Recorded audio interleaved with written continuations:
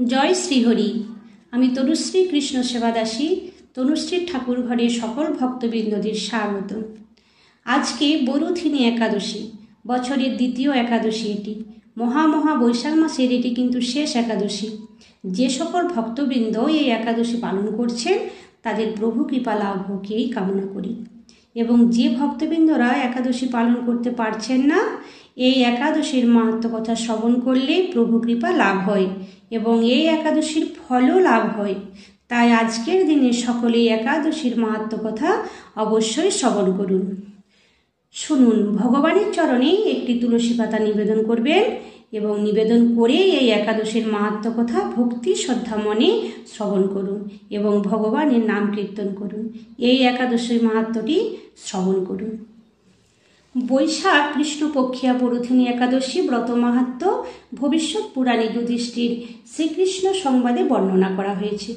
যুধিষ্ঠির মহারাজ শ্রীকৃষ্ণকে বললেন, হে বাসুদেব, আপনাকে প্রণাম। বৈশাখ মাসের কৃষ্ণপক্ষের একাদশী কী নামে প্রসিদ্ধ এবং তার মহিমায় বা কী তা কৃপা করে আমাকে বলুন। ভগবান শ্রীকৃষ্ণ বললেন, হে রাজন, ইহলোক ও পরলোকে বৈশাখ মাসের কৃষ্ণপক্ষের একাদশী বরুথিনী নামে বিখ্যাত।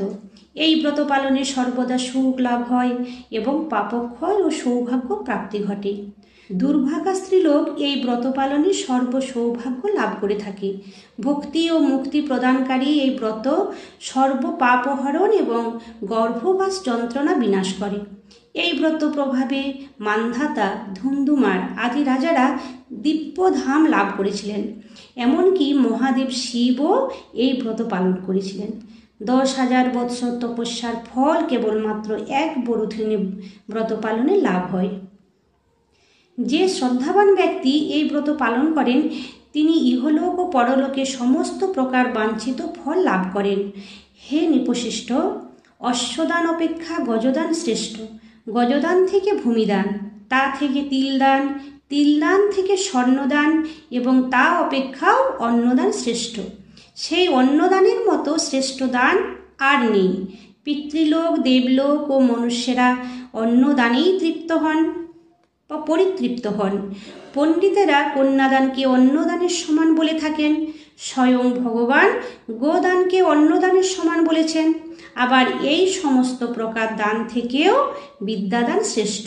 কিন্তু এই বরুথিনী ব্রত পালনে সেই বিদ্যাদানের সমান ফল লাভ হয়ে থাকে। পাপমতী যেসব মানুষ কন্যার উপার্জিত অর্থে জীবন ধারণ করে, পুণ্যক্ষয়ে তাদের নরক যাতনা ভোগ করতে হয়।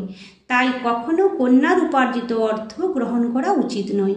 যে ব্যক্তি বিভিন্ন স্বর্ণালঙ্কার সহ কন্যাদান করেন তার পুণ্যের হিসাব স্বয়ং চিত্রগুপ্ত করতে অসমর্থ হন। কিন্তু বরুথিনী ব্রত পালনকারী কন্যাদান থেকেও বেশি ফল লাভ করে। ব্রতকারী ব্যক্তি দশমীর দিনে কাঁসার পাত্রে ভোজন, মাংস, মসুর, ছোলা, শাক, মধু, অন্যের প্রদত্ত অন্নগ্রহণ, 2 বার আহার ও মৈথুন পরিত্যাগ করবে। দ্রুতক্রীড়া, নেশাজাতীয় দ্রব্য, দিবানিদ্রা, পরনিন্দা, পরচর্চা, প্রতারণা, চুরি, হিংসা, মৈথুন, ক্রোধ ও মিথ্যা বাক্য একাদশীর দিনে বর্জনীয়। কাঁসার পাত্রে ভোজন, মাংস, মসুর, মধু, তেল, মিথ্যা ভাষণ, ব্যায়াম, 2 বার আহার ও মৈথুন এসব দ্বাদশীর দিনে পরিত্যাজ্য।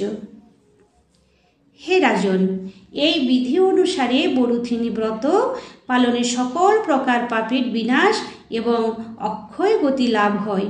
যিনি হরিবাসরে রাত্রি জাগরণ করে ভগবান জনার্দনের পূজা করেন তিনি সর্বপাপ মুক্ত হয়ে পরম গতি লাভ করেন। তাই সূর্যপুত্র যমরাজের যাতনা থেকে পরিত্রাণের জন্য পরম যত্নে এই একাদশী ব্রত পালন করা কর্তব্য।